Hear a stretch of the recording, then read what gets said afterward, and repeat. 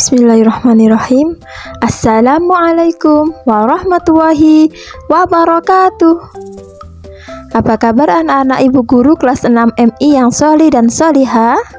Semoga sehat walafiat ya.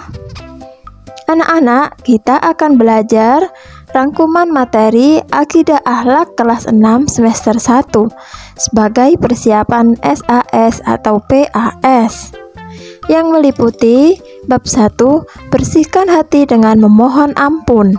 Bab 2, mengenal Allah melalui Asmaul Husna.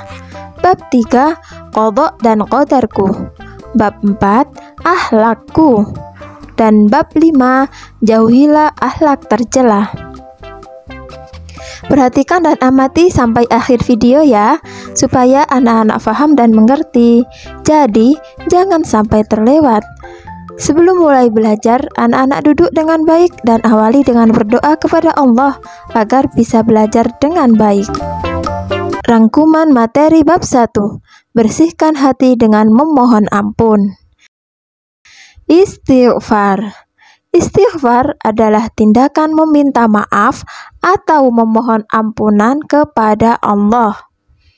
Lafal istighfar adalah Astaghfirullahaladzim. Arti dari lafal istighfar tersebut adalah aku mohon ampun kepada Allah yang Maha Agung. Luasnya ampunan Allah. Setelah seseorang berbuat salah, seharusnya segera menyesal dan segera memohon ampun dengan memperbanyak membaca istighfar. Allah akan mengampuni dosa dan menghapuskan kesalahan kita, betapapun besar dosa dan kesalahan kita, karena Allah Maha Pengampun lagi Maha Penyayang. Cara kita memohon ampun dan meminta maaf adalah 1.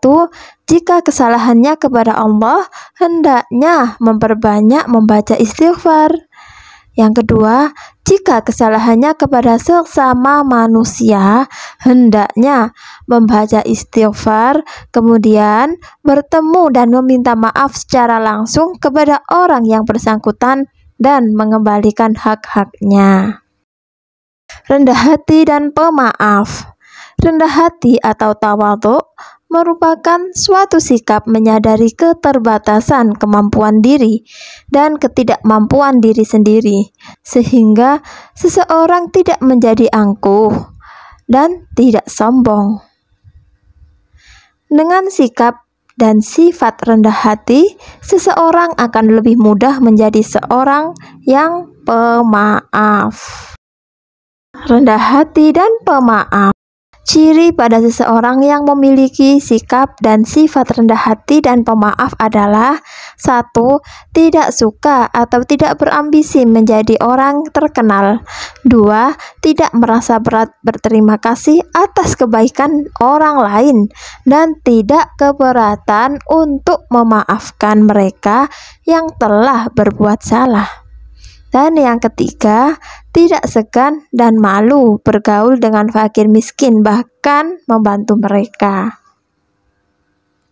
Rangkuman materi bab 2, mengenal Allah melalui Asmaul Husna. Asmaul Husna Al-Ghaffar. Al-Ghaffar artinya Allah Maha Pengampun.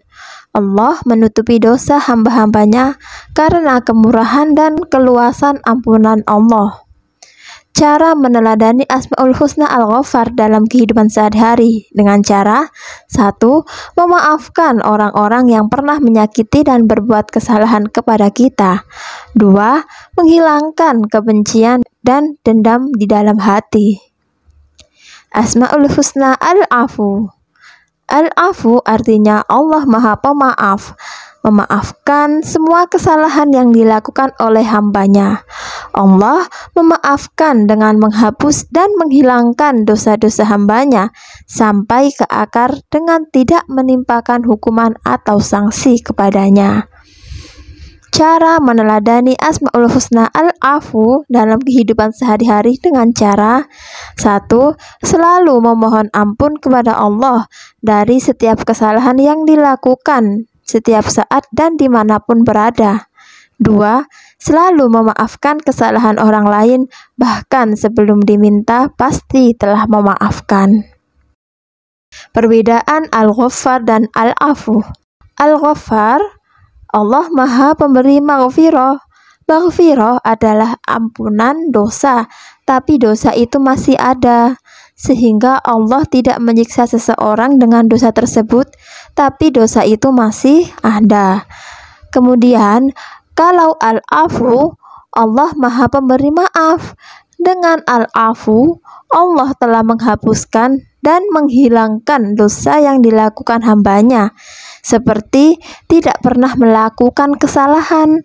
Jadi, pemberian maaf itu lebih istimewa. Rangkuman materi bab 3, Qadha dan Qadarku. Qadha dan Qadar Allah. Qadha adalah iradah Allah pada azali tentang segala sesuatu yang ada di bumi ini dengan segala keadaannya. Misalnya, apakah kita kelak menjadi orang alim atau berpengetahuan, itu adalah qadha. Sedangkan qadar adalah penciptaan ilmu pada diri kita setelah diciptakan atau hadir di dunia ini. Perbedaan qadha dan qadar Allah. Qadha merupakan suatu ketentuan dari Allah atas makhluknya sejak zaman azali dan tidak bisa diubah dengan apapun. Sedangkan qadar merupakan ukuran atau batasan dari ketetapan Allah atas segala keputusan di saat kita telah berada di alam dunia.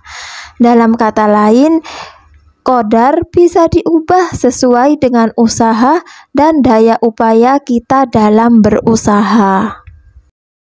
Takdir mu'allaq dan takdir mubram. Istilah qadha dan qadar juga sering disebut takdir. Dilihat dari pengaruh usaha manusia, takdir dapat dibedakan menjadi dua macam, yaitu takdir mu'allaq dan takdir mubram.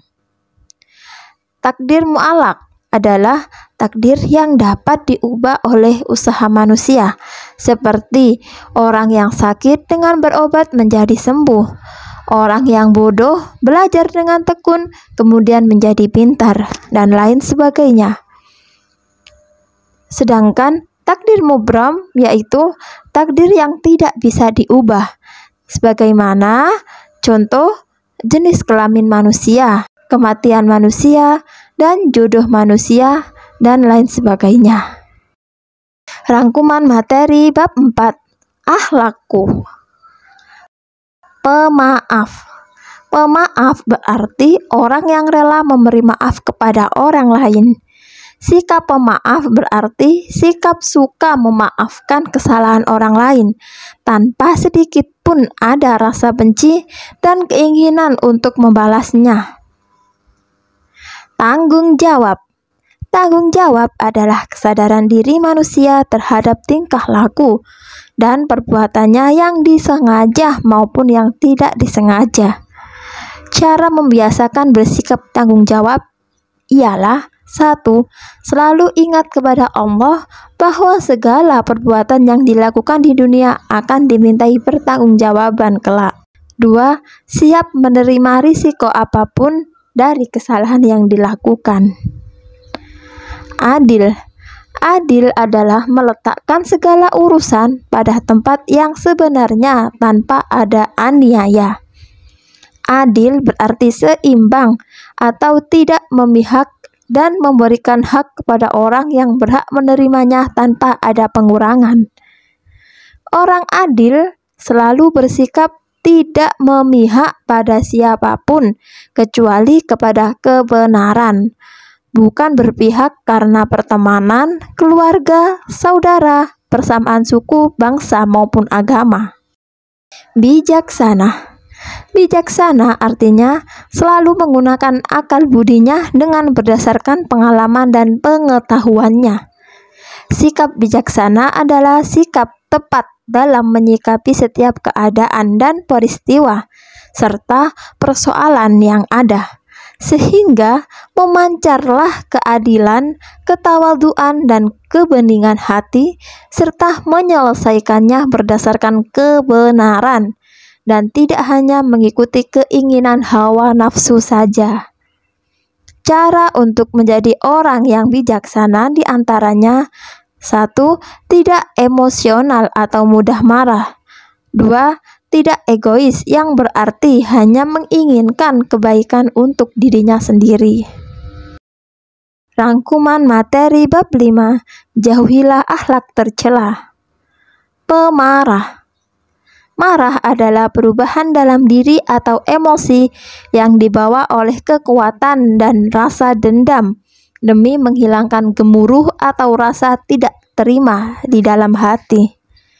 Marah disebut juga ghadab. Cara agar kita mampu menahan dan terhindar dari marah yaitu: 1. Menakut-nakuti dirinya tentang akibat dari permusuhan dan pembalasan. 2. Merubah posisi saat marah. Bila berdiri, duduklah. Bila duduk, tidurlah. 3. Diam, menjaga lisan. Fasik. Fasik adalah keluar dari ketaatan kepada Allah dengan terjatuh pada perbuatan yang tergolong dosa besar dan menyimpang dari jalan yang benar. Orang yang fasik suka melakukan maksiat, meninggalkan perintah Allah, dan menyimpang dari jalan yang benar, atau orang yang mengaku beragama Islam akan tetapi senantiasa berbuat dosa atau kemaksiatan. Cara untuk terhindar dari sifat dan sikap fasik yaitu: 1. Kembali kepada kitab suci Al-Quran. 2. Berperilaku sesuai aturan agama Allah. 3. Memahami betapa besar kerusakan dan bahaya akibat fasik. Pilih kasih. Pilih kasih berarti memihak atau berat sebelah. Pilih kasih merupakan cerminan sikap tidak adil seseorang kepada orang lain. Sifat pilih kasih dapat menimbulkan kecemburuan, iri, dan dengki, yang merupakan penyakit hati menurut Islam. Cara untuk terhindar dari sikap dan sifat pilih kasih yaitu: 1. Berbuat adil. 2. Bertanggung jawab terhadap apa yang kita lakukan. Dan yang ketiga, sabar. Semoga ilmu yang sudah kita pelajari dapat bermanfaat. Anak-anak dimudahkan Allah dalam mengerjakan soal SAS atau PAS serta mendapat nilai yang terbaik. Amin ya rabbal alamin. Ila liqa. Wassalamualaikum warahmatullahi wabarakatuh.